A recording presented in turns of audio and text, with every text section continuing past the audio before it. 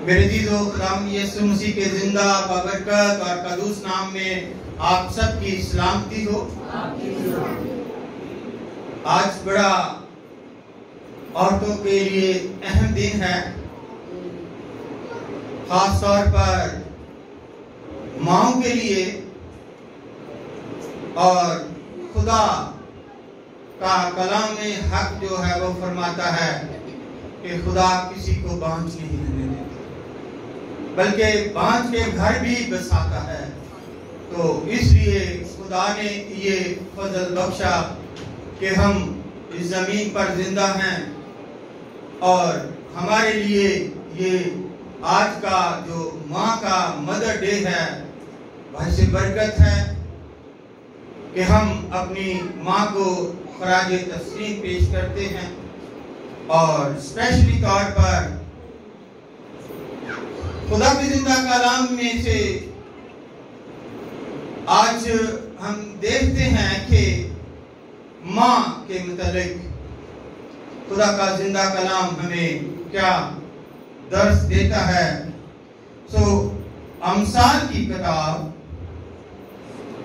और इसका पहला बाब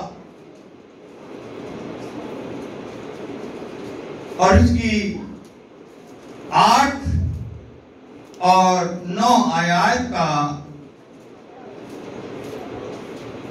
मुतालिया करते हैं, तलावत करते हैं और आज सीखते हैं कि माँ का लफ्ज या मदर डे जो है कब इस दुनिया में इसका रवाज आया। खुदा के जिंदा कलाम में यूं मरकूम है, ऐ मेरे बेटे अपने बाप की तरबियत पर कान लगा और अपनी माँ की तालीम को तर्क न कर, क्योंकि वो तेरे सर के लिए जीनत का सेहरा और तेरे गले के लिए तौब होगी। पाक कलाम के पढ़े सुने और कबूल किए जाने पर खुदा हम सबको बड़ी बरकत अता फरमाए।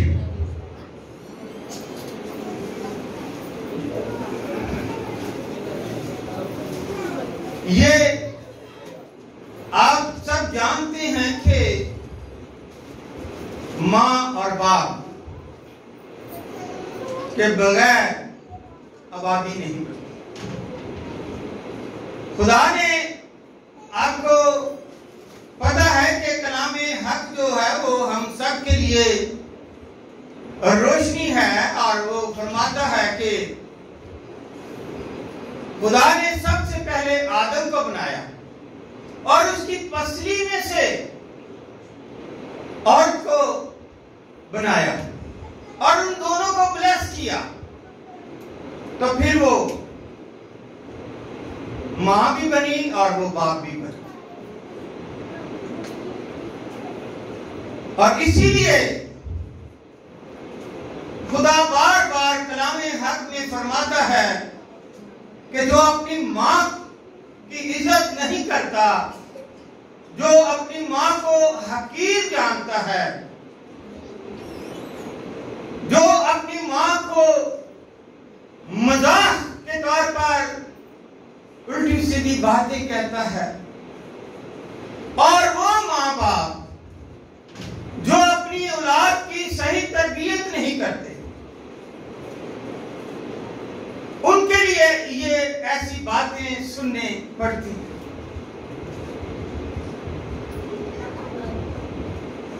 अगर मैं अपनी ही बात से इसका जिक्र करूं तो जैसे मेरा नाम मेरी माँ और मेरे बाप ने अकबर रखा, क्योंकि घर में पेलौठा था, बड़ा था, तो उन्होंने कहा ये अकबर जो है वो बड़ा है, वो हमें खुदा ने दिया। मेरे माँ बाप अनपढ़ थे, अंगूठा खाते थे, कुछ नहीं जानते। मेरा बाप सैलरी लेकर आता तो वो मुझे देता कि कितनी, माँ सरकारी काम करती थी दाइयों का, तो वो भी सैलरी लेकर आती तो मुझे देती, कहती बेटा आके क्यों। मेरी तरबियत की, मुझे सुबह स्कूल और शाम को ट्यूशन के लिए भेजती। जिस दिन नहीं जाता उस दिन सख्ती करती। और मैं आज इस बात को खास तौर पर बच्चों के लिए और जो छोटे बच्चे हैं उनकी माँ के लिए ये नसीहत करता हूं कि अपने बच्चों को तरबियत करें खुदाए कलाम के हक के मुताबिक, और यकीन करें कि वो कोई ऐसा इतवार या कोई ऐसा इबादत का दिन जो है जो चर्च में होता था मिस नहीं करते थे। बाबू और पादरी साहब को घर बुलाते थे और सब बच्चों को, जितने मेरे बहन भाई थे सबको, जब तक वो पूरे आ नहीं जाते थे घर में बैठकर दुआ नहीं करते। बुलाओ उनको, जल्दी बुलाओ। सब बैठकर दुआ करते थे, सोने से पहले दुआ करते थे, खाना खाने से पहले दुआ करते थे। तो फिर अगर किसी दिन स्कूल नहीं जाते थे तो सख्ती होती थी। और मेरे वालिद साहब बहुत सख्त थे। वो कहते थे कि मैं धूप में, आंधी में, तूफान में तुम्हारे लिए खिदमत करता, ताकि मेरे बेटे को, मेरी बेटी को अच्छे से अच्छा फल मिले, खाना मिले, और मैं चाहता हूं कि मेरे बेटे को सोने का नवाला मिले।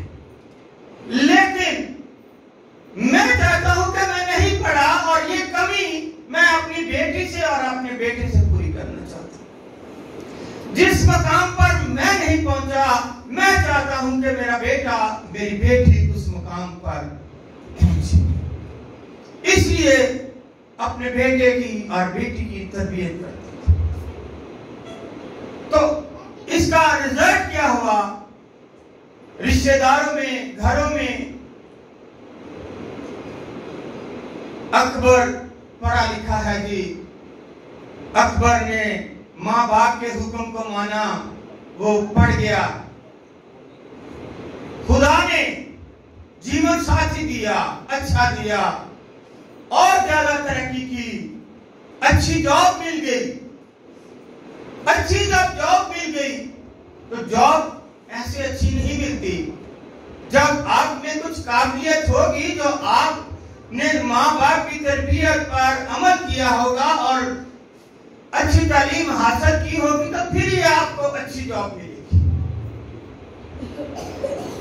तो मेरे अजीजों, दफ्तर में भी अकबर जो काम नहीं दूसरे कर सकते थे वो बुलाते थे कि टाइप करके दीजिए।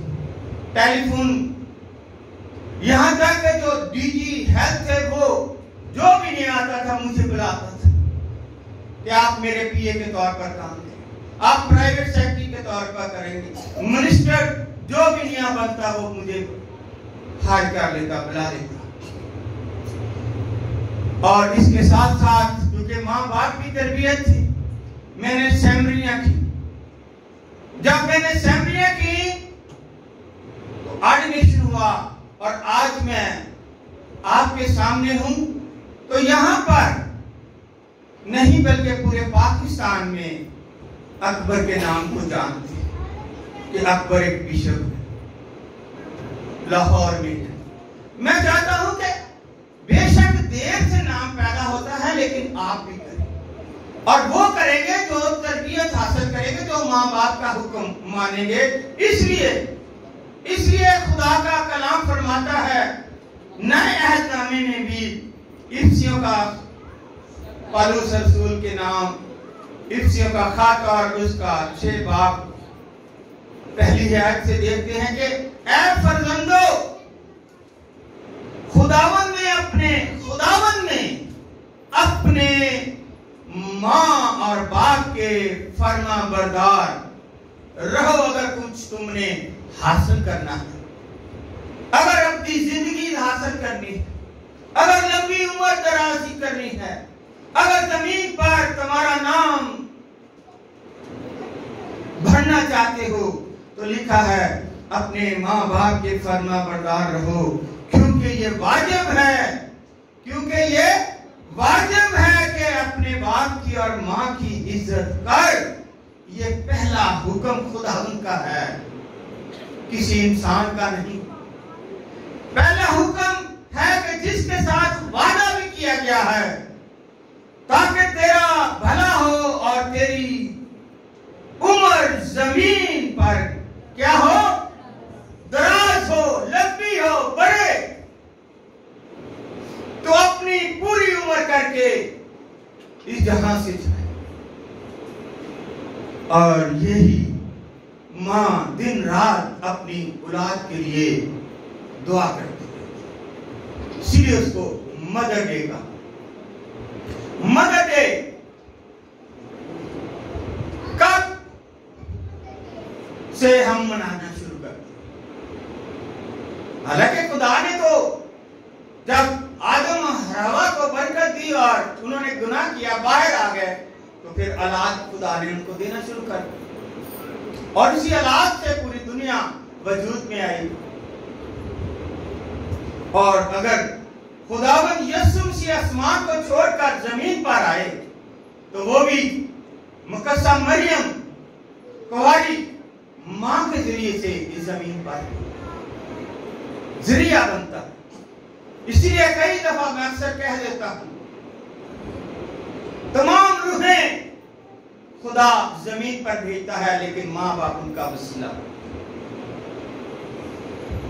तो मदर डे जो है, इसका वजूद कब हुआ? अगर हम रिसर्च करें तो हमें पता चलता है कि अमेरिका का एक इलाका है जॉर्जिया, वहां पर एक लेडीज नर्स का काम करती थी, खिदमतगार थी, वो बड़ी अच्छी कारकुन थी। और जितने भी फौज में या बॉर्डर में या टेंटों में होते थे, उनके लिए दवाइयां और पट्टियां और हर किस्म का जो है अरेंज करती थी, उनकी मरहम पट्टी करती थी। और उस इलाके में पूरे में उसका नाम मशहूर हो गया। कोई भी किसी को तकलीफ होती तो कहते हैं उस औरत के पास चले जाएं और उस औरत से अपना इलाज करवाएं। सुबह वो टीचर भी थी, पढ़ाती भी थी, संडे स्कूल में भी, और शाम को वो ये खिदमत भी करती थी। और उसने जो ये खिदमत का आगाज किया, वो 1914 से देखते हैं कि 1914 जो है, उस वक्त ये पाकिस्तान का नामो निशान वजूद नहीं था, हिंदुस्तान पर भी हुकूमत हिंदुओं की नहीं थी। कलामे हक में ये बड़ी वजाहत से हिंदुस्तान का नाम लिखा हुआ है, और इसका मतलब है कि 2000 साल से पहले, क्योंकि ये तो पुराने अहदनामे में है, खुदावंद यीशु मसीह तो 2022 साल हो गए हैं, लेकिन वो पुराने अहदनामे में हिंदुस्तान का नाम बाइबल मुकद्दस में लिखा हुआ है। अगर आप घर जाकर आश्चर्य की किताब पढ़ें तो उसमें आपको ये मिल जाएगा हिंदुस्तान का नाम। तो उस वक्त बरतानिया की हुकूमत थी और ये 47 में पाकिस्तान और हिंदुस्तान आजाद हुए। 14 को ये और 15 को इंडिया या हिंदुस्तान। उस औरत का नाम आय जॉर्ज जिया था। वो खिदमत करते करते, जैसे हमारी बड़ी मशहूर मदर टेरेसा उसको कहा गया कि उसने शादी नहीं की, उसने आवाम की खिदमत करते करते अपनी जान दे दी। इसी तरह इसने तो शादी की और इसकी बेटी भी, जिसकी उसने अच्छी तरबियत की, उसका नाम आईना था। वो भी अपनी मां की जगह पर टीचर की खिदमत सर अंजाम देती, चरच जाती, संडे स्कूल पढ़ाती। जब उसकी मां इस जहां से रिदत कर गई, वफात पा गई, तो फिर उसने अपनी मां की जगह पर वही खिदमत सर अंजाम देनी शुरू कर दी। और जब 1 साल गुजर गया तो उसने मेमोरियल सर्विस अपनी मां की और तमाम खातमुद्दीन को जो है दावत पर बुलाया कि आए, आज मेरी मां की मेमोरियल सर्विस है। और उसको, उसकी खिदमत को सराहा गया। और जो फौजी ऑफिसर थे उनसे भी उसने कहा कि मेरी मां की खिदमत का जो है वो बयान किया जाए। छोटी छोटी कहानियां लोगों ने बयान की। तो वहां पर जब मेमोरियल सर्विस का ये पूरे उस शहर में चर्चा हुआ और उस वक्त उस बादशाह को भी पता चला, तो उस बादशाह ने स्पेशली तौर पर, क्योंकि उसकी बेटी ने यह काम सर अंजाम दिया, तो इसलिए उस का नाम उस दिन से मदर डे कहलाया। और बादशाह ने उस लाके को और उस बच्ची को मुबारकबाद दी। बहुत सारे लोग, बहुत सारी औरतें ऐसी हैं जो खराज तस्लीम लायक कहलाती। और जब वो बादशाह ने और अपनी मां को जब उसने खराज तस्लीम पेश करने के लिए संडे स्कूल के बच्चों और वालिदैन को बुलाकर उन लोगों को उसमें शामिल किया, तो तमाम कारकुनों ने उसको, उसकी हौसला अफजाई की।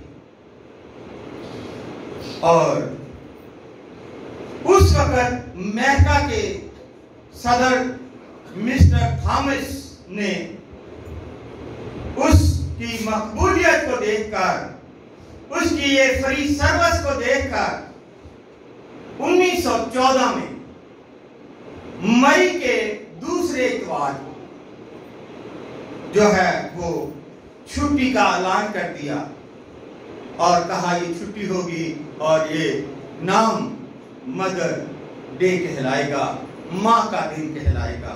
तो उस दिन से अमेरिका में फिर दुनिया में फैलता गया और आज आप देखते हैं कि पूरी दुनिया में मदर डे के नाम से जो है वो खराज तस्लीम मां को पेश किया जाता है। जिनकी तरबियत नहीं होती, मां में भी फर्क है। जिसकी अच्छे तरीके से तरबियत हो वो अपनी औलाद की भी बड़े अच्छे तरीके से तरबियत, और जिसकी खुद तरबियत ना हो वो अपनी औलाद की तरबियत भी नहीं करती। बाइबल मुकद्दस मां के इन कहानियों से भरी पड़ी है कि अगर हम देखें तो सुलेमान के पास भी 2 औरतें आईं।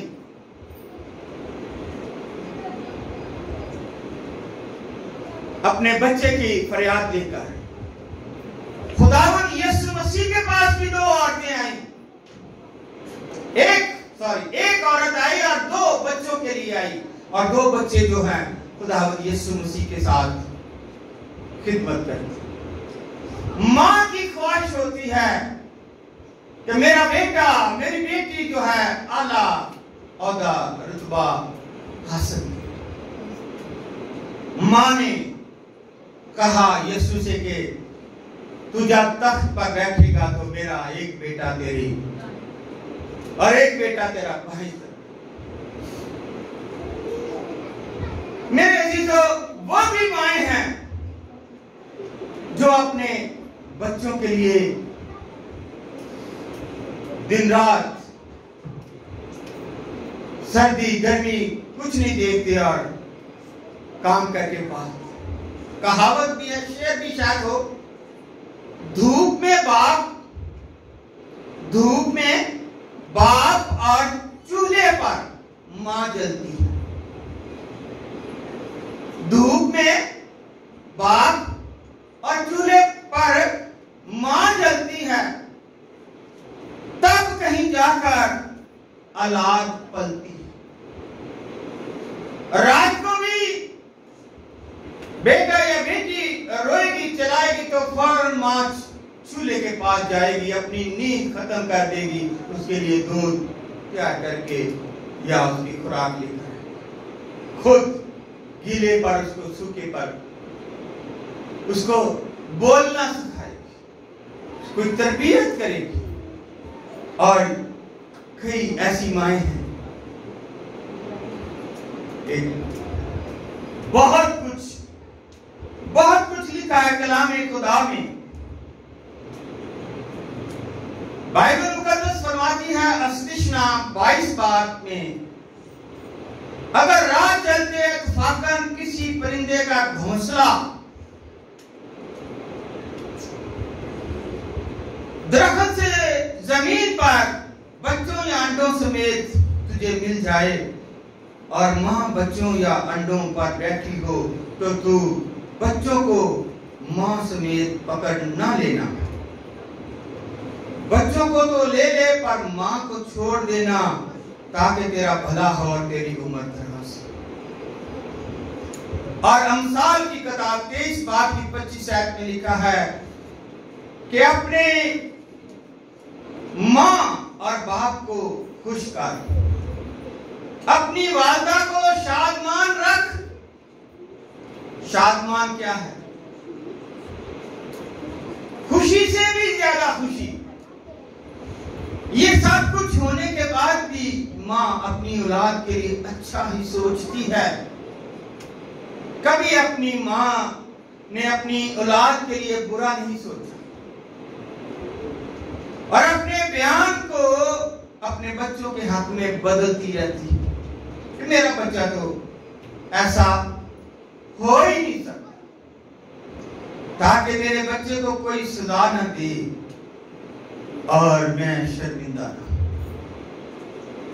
मां जिंदगी में सब कुछ छोड़ देती हैं, लेकिन औलाद नहीं छोड़ती, औलाद को नहीं छोड़ती। लेकिन जब औलाद बड़ी होती है तो वो क्या कहती है? मां तूने मेरे लिए किया क्या? कलाम हक फरमाता है कि मैंने तो अपनी छातियों से तुझे दूध पिलाया, पाला, जवान किया। तो कहता है कि मेरे लिए किया क्या? और ओल्ड होम में छोड़ा।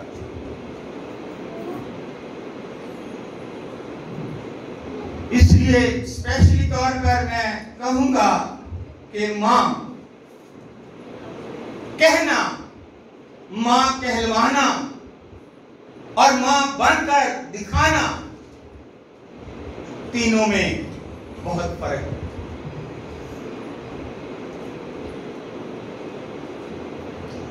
बहुत सारे बाइबल मुकद्दस में हमें मिलता है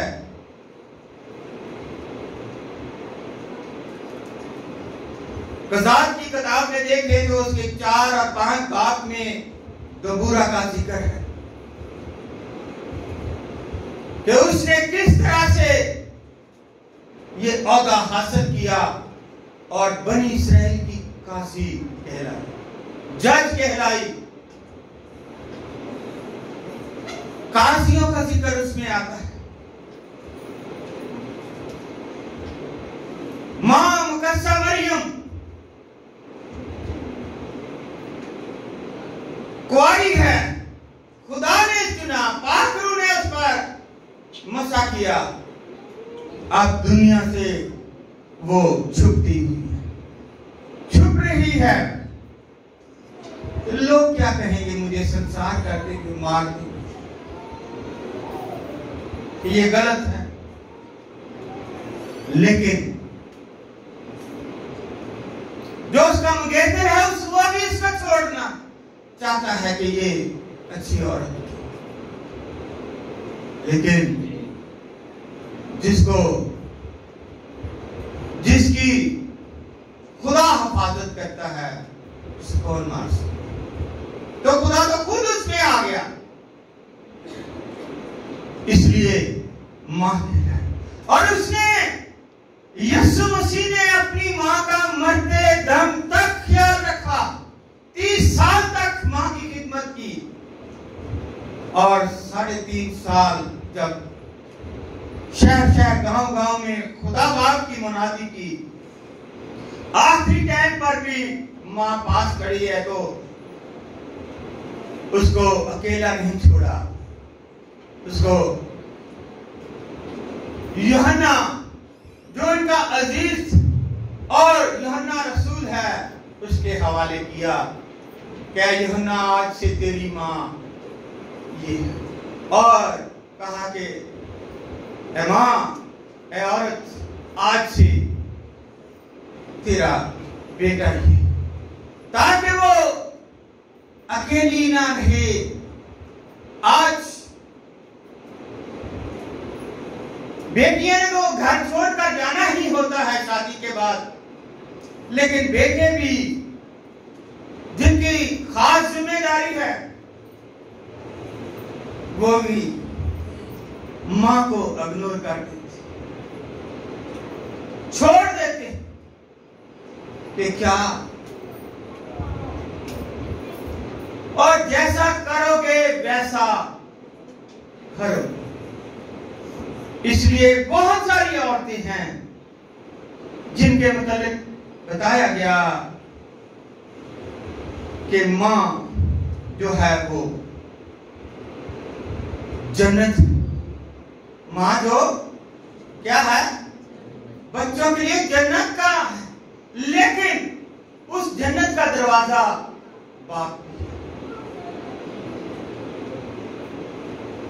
और आज इस बेदीनी के दौर में औलाद माँ बाप की कदर नहीं करती, माँ बाप औलाद के लिए पीछे पीछे जाते हैं, लेकिन औलाद उनको पूछती। लिखा है खुदा के कलाम में कि बाप के खिलाफ बेटा अदालत तक जाएगा और माँ के खिलाफ बेटी अदालत तक। मुबारक हैं वो माँ बाप जो अपने औलाद की अच्छी तरबियत करते हैं, और खुदा का कलाम में हक फरमाता है उनके मुतालिक कि मुबारक है वो जो अपने औलाद को देखते हैं, जो अपने बच्चों के बच्चे देखते हैं और उनकी उम्र दराज होती है, उनका जमीन पर भला होता है। क्योंकि अगर आप देखें तो कलाम हक में हमें मिलता है, अमसाल की ही किताब में अगर हम देखें उसका 31 बाब, तो हमें मां के मुतालिक बड़ी वजाहत से मिलता है। उसकी 10 आयत से कि नेकोकार बीवी किसको मिलती है, क्योंकि उसकी कदर मुर्जाम से भी बहुत, लिखा है ज्यादा नहीं बल्कि बहुत ही ज्यादा है। छोटी सी बात नहीं हमारे लिए। जिसको अच्छी बीवी मिलती है उसकी जिंदगी चेंज हो जाती है। यार निहायत में लिखा है कि उसके शौहर के दिल को उस पर इत्मीनान है और उसे मुनाफे की कमी ना होगी, उसको मुनाफे की कमी नहीं होगी, दौलत की कमी नहीं होगी, और वो अपनी उम्र के तमाम अयाम में उसके साथ नेकी करेगी, बदी ना करेगी। वो ऊन और कतान ढूंढती है और खुशी के साथ अपने हाथों से काम करती है। वो सौदागरों के जहाजों की मानत है, वो अपनी खौरिश दूर से ले आती है, खुराक दूर से ले आती है। वो रात ही को उठ बैठती है और अपने घराने को खिलाती है और अपनी लौंडियों को काम देती है, तकसीम करती है। वो किसी खेत की बाबत सोचती है और उसे खरीद लेती है और अपने हाथों के नफे से पाकिस्तान लगाती है। वो मजबूती से अपनी कमर बांधती है और अपने बाजुओं को मजबूत करती है। वो अपनी सौदागरी को सूदमंद पाती है। रात को उसका चिराग नहीं बुझता। वो तकले पर अपने हाथ चलाती है और उसके हाथ अटेरन पकड़ती। वो मुखलिसों की तरफ अपना हाथ बढ़ाती है और हाँ, वो अपने हाथ महताजों की तरफ भी बढ़ाती है।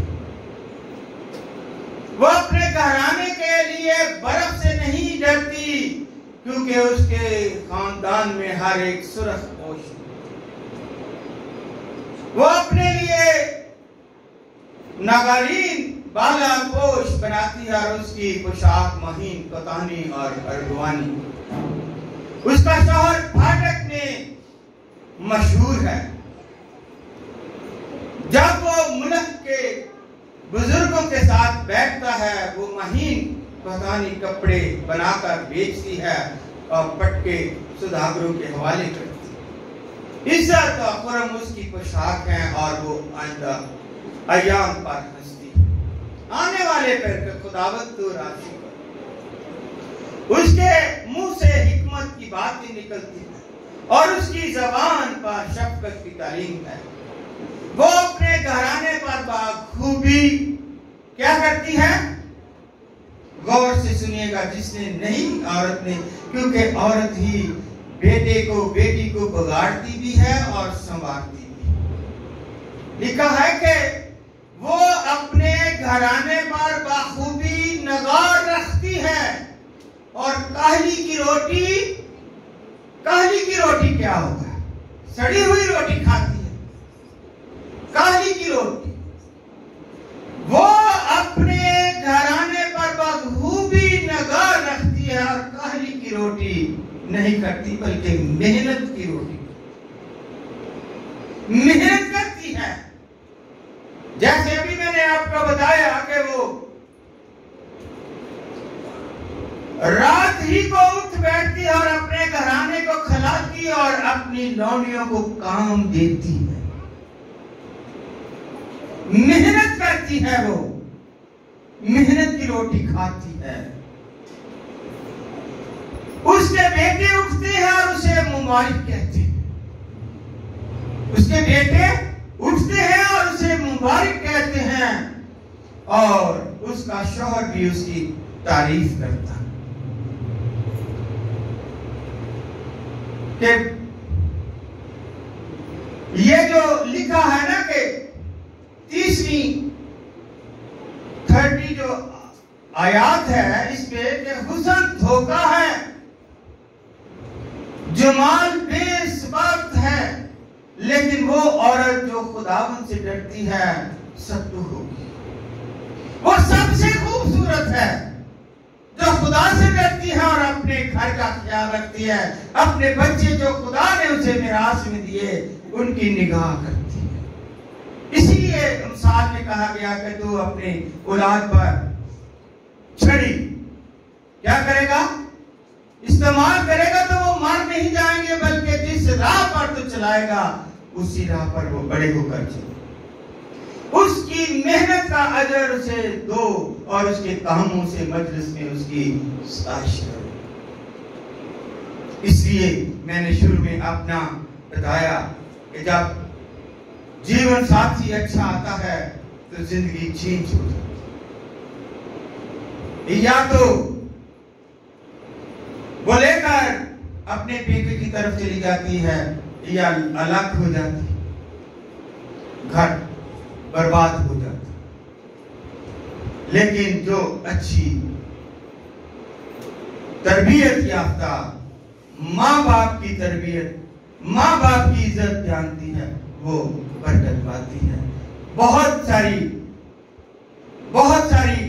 औरतें जो तरबियत नहीं पाती वो मुश्किलात में रहती हैं, परेशानी में खुद भी रहती हैं और दूसरों को भी करती। इसलिए मेरे अजीजों, सबसे बढ़कर हमारी ज़बान, अगर हमारी ज़बान पर कंट्रोल नहीं तो कुछ भी हो सकता है। तो खुदा का जो फरमान है वो ये है कि अगर तुम चाहते हो कि तुम खुदा की तरफ से ब्लेस हो, मुबारक हो, फरमाबरदार बनो, माँ और बाप की इज्जत करो, ताकि तुम्हारा जमीन पर भला हो और तुम्हारी उम्र दराज। मुकद्दस पतरस फरमाते हैं कि जब कि तुम बाप कहकर उससे दुआ करते हो जो हर एक काम के माफी बगैर तरफदारी के इंसाफ करता है, तो अपनी मुसाफत का जमाना खौफ के साथ गुजारो। इसलिए मेरे अजीजों, हमें इन बातों का जो है, जो खुदा ने हमें औलाद दी है, हम पर फर्ज बनता है कि उनकी तरबियत करें, उनको संडे स्कूल लाएं, उनको चर्च में लाएं, उनको तालीम दें, सोने से पहले दुआ करनी सिखाएं, कलामे खुदा पढ़ाएं और उसको जो तरबियत देंगे वो बड़ा होकर उसी तरबियत पर, बेटी हो या बेटा, अमल करेगा और वो आपके लिए बरकत का बायस। तो हमें ये बहुत जरूरी करना है ताकि वो कलाम से मनवर हो और कलाम को समझ सके, जान सके और गैर कौमों में लड़के ना जाएं, लड़कियां ना जाएं। यही माँ बाप का फर्ज है और यही माँ की जो आज मदर डे मना रहे हैं कि माँ की तरबियत से बहुत कुछ हो सकता है, माँ की दुआ से बहुत कुछ हो सकता है, क्योंकि जो माँ आंसुओं के साथ दुआ करती है वो खुशी के साथ। हन्ना ने रो रो कर दुआ की, खुदा ने उसी वक्त उसको बेटी दी। सैमी के अलावा 5 बच्चे और दिए। इसहाक और रिबेका ने घुटने टेक कर दुआ की, खुदा ने उनको 2 बेटी और वो भी मां है। रिबका ने क्या किया? एक से प्यार किया, दूसरे कहा ये तेरा बेटा, दूर से प्यार। वो उसको उसके लिए काम करता है, वो उसके लिए काम करता है। ये माँ का दिल तो दोनों में होता है, लेकिन खास शायद जो ज्यादा प्यार करता है उसके पास उसका दिल ज्यादा है। बहुत कुछ कलाम हक फरमाता है, लेकिन जो खुदा के खौफ में रहकर माँ अपनी औलाद की तरबियत करती है, वो उसको जन्नत की तरफ लेती है और वो अपना नाम। तो इसलिए मेरा एक बार फिर आज की इस माँ को जो मदर डे के मौके पर पैगाम है, स्पेशली तौर पर यही कहूँगा कि अपनी औलाद की जो है तरबियत, जो इस वक्त जिनकी माएँ नहीं हैं, इस जहां से रिनत कर गई हैं, वो उनके लिए दुआ करें, और जिनकी माएँ इस वक्त मौजूद हैं वो उनको शादमान करें, उनके गले लगे। अगर कोई नाराज है तो उनको खुद जाकर मनाएं, क्योंकि प्यासा खूह के पास आता है, और मां तो रात के पैर उठ उठकर अपनी औलाद के लिए दुआ करती है। तो इसलिए मैं यहाँ कलीनी करता था, सब बच्चे शादीशुदा थे, तो मेरी माँ हाथ में रोटी लेकर बैठी रहती थी, दरवाजे की तरफ देखती रहती थी। रात के 11 बजे में जब जाता या 12 भी बज जाते तो बेटा आ गए हो? मैं कहा अच्छा, फिर मैं दरवाजा बंद, मैंने कहा नहीं माँ मैं बंद कर दूँ। ठीक है बेटा। ये है कि माँ दिन रात अपनी औलाद के लिए सोचती है, और औलाद क्या सोचती है आप इस जहां में सब कुछ जानते हैं। मेरे अजीजों, खुदा के कलाम को जानिएगा, इसको बताइएगा, ताकि हम ये जिंदगी का जो कलाम है, अब्दी जिंदगी देता है, इसको हासिल करें। खुदावंद यीशु मसीह आपको आज के इस कलाम पर अमल करने की तौफीक दे और बरकत दे। आमीन।